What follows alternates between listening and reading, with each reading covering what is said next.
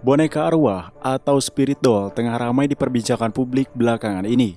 Pasalnya, tak sedikit pemilik spirit doll yang memperlakukan boneka ini layaknya anak manusia.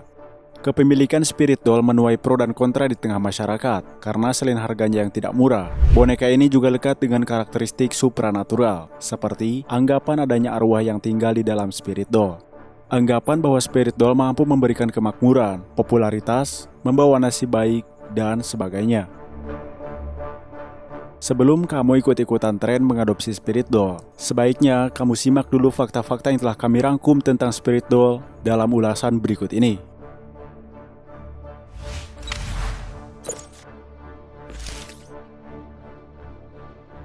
Spirit doll pertama dibuat oleh orang-orang primitif untuk tujuan keagamaan dalam bentuk boneka, patung, dan voodoo. Benda-benda ini kemudian diakuisisi oleh peradaban untuk tujuan mistik. Misalnya di Roma, boneka kerap dilibatkan dalam ritual magis sebagai media untuk terhubung dengan dewa atau dewi.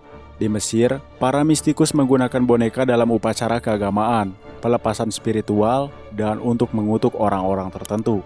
Di daerah Afrika, boneka atau patung dianggap sebagai kekuatan perwujudan roh yang dapat menyembuhkan atau melindungi. Selain daerah-daerah tadi, masih banyak tempat lain yang menggunakan boneka untuk aktivitas spiritual dengan cara yang berbeda-beda.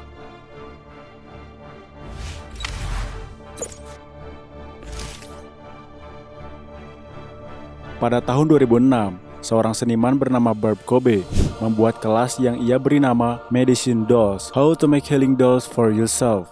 Ia membuat kelas itu karena yakin bahwa membuat boneka dapat membantu seseorang untuk sembuh pada tingkat fisik, emosional, mental, dan juga spiritual. Pada kelas tersebut, peserta akan membuat 4 boneka obat, yaitu diantaranya wali, kambing hitam, jimat, dan tabi batin. Kelas melibatkan membuat jurnal serta membuat boneka. Pekerjaan ini diyakini mampu membawa peserta melalui proses kreatif menuju tujuan penyembuhan aspek diri dan hidup. Barb Kobe juga yakin bahwa boneka mewakili bagaimana kita memandang diri kita sendiri. Dalam proses penyembuhan boneka, peserta harus melibatkan intuisi, bermain, dan berdialog dengan boneka.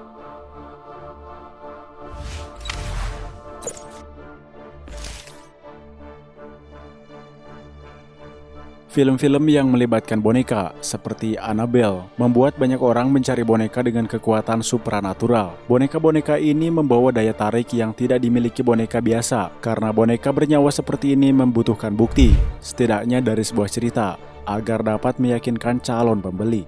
Spirit doll pada awalnya dijual oleh pengguna anonim, dan dijual di situs-situs seperti eBay, Amazon, Etsy, dan situs-situs belanja lainnya. Penjualan spirit doll sering disertai dengan cerita tentang sejarah boneka dan fenomena paranormal. Dari segi harga sendiri, harga spirit doll tentu jauh lebih mahal daripada boneka pada umumnya.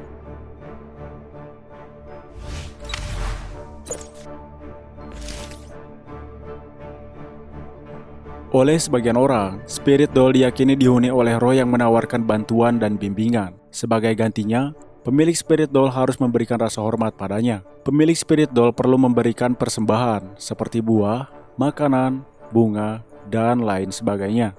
Mereka meyakini bahwa saat berinteraksi dengan boneka, seseorang mungkin mengalami perasaan berbeda yang juga menandakan bahwa boneka itu menginginkan persembahan tertentu.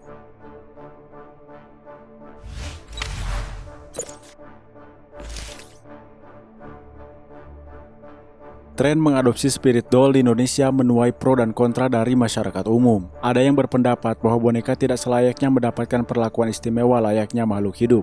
Selain itu, keyakinan spiritual yang melekat dengan spirit doll dinilai bertentangan dengan ajaran agama yang ada. Ada juga yang beranggapan bahwa uang seperti untuk perawatan spirit doll lebih baik jika digunakan untuk hal-hal yang lebih bermanfaat, seperti sedekah misalnya. Pasalnya, harga spirit doll sendiri tidaklah murah. Juga, tak jarang pemilik spirit doll mengeluarkan banyak uang untuk merawat spirit doll, seperti untuk membeli pakaian, membayar perawatan, photoshoot, dan sebagainya.